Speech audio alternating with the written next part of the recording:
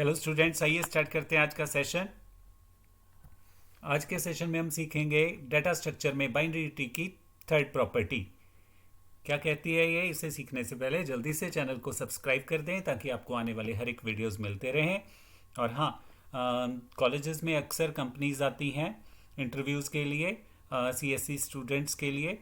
तो आपको data structure और डीबीएमएस ऐसे सब्जेक्ट हैं जो आपको 100% करने हैं। इनके बेस्ड मैक्सिमम क्वेश्चनिंग होती है, तो हर हाल में आपको ये सब्जेक्ट्स साउंड करने हैं। तो चलिए सीखते हैं आज के सेशन में प्रॉपर्टी थर्ड। क्या कहती है property third? In a binary tree of height h, minimum number of node is h+1। अगर हमें एक बाइनरी ट्री दिया जाए और पूछा जाए कि उसमें कम से कम कितने नोड्स रखे जा सकते हैं, ज़्यादा से ज़्यादा कितने रखे जा सकते हैं और कम से कम कितने रखे जा सकते हैं, तो ज़्यादा से ज़्यादा नोड्स जानने के लिए हमने पहले सेशन डाला हुआ है, वो ज़रूर देखें। और आज के सेशन में हम सीखेंगे एक बाइनरी ट्री में कम से कम कितने नोड रखे जा सकते हैं। तो वो कैसे पता चलेगा? उसकी हाइट देखनी है आपको दिए हुए बाइनरी ट्री की, और हाइट देखकर उसमें एक ऐड कर लेना है।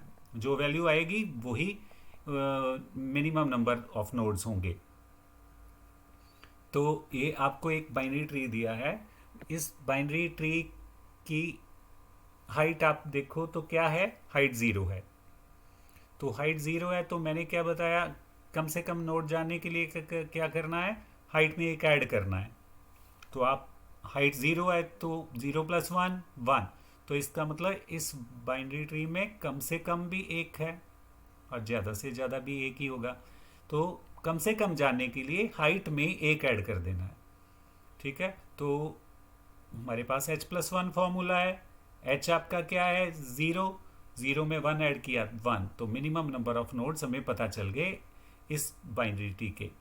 तो अब ये बाइनरी ट्री है, इसमें आप पता करो कि कम से कम कितने नोड्स रखे जा सकते हैं।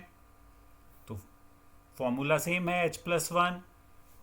तो हाइट कितनी है, सबसे पहले हाइट जाननी है। हाइट इसकी 1 है। 0 से हम लेवलिंग शुरू करते हैं। हाइट कितनी हुई, 1। तो फॉर्मूले में 1 पुट करते हैं, हाइट की वैल्यू 1+1 = 2। तो इसका मतलब उस बाइनरी ट्री में 2 ही कम से कम नोड रखे जा सकते हैं। तो नोड्स आपके पास आ गए कम से कम गिनती। तो इस तरह से अब हमने आपको ये बाइनरी ट्री दे दिया और अब आपसे पूछा है कि बताओ कि कितने कम से कम नोड इसमें हो सकते हैं। तो क्या करना है आपको, पहले हाइट देखनी है। हाइट आपने देख ली, हाइट 2 है, तो इसमें एक ऐड कर देना है, तो 3। तो इसमें कम से कम 3 नोड हो सकते हैं। तो अब कम से कम 3 नोड, 1 2 3। तो इस तरह से h+1 में हमने हाइट की वैल्यू पुट की, 2+1 3 नोड्स आ गए।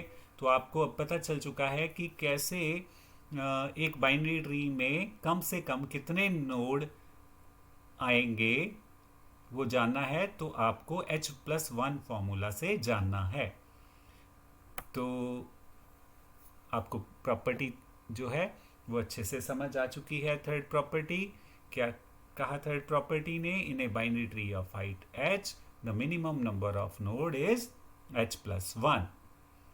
तो आज का सेशन यहीं पे स्टॉप करते हैं, मिलते हैं नेक्स्ट सेशन में नेक्स्ट प्रॉपर्टी के साथ और नेक्स्ट टॉपिक के साथ। Till then have a nice time and please channel को सब्सक्राइब ज़रूर करें और शेयर ज़रूर करें। Thank you, have a nice time, bye bye.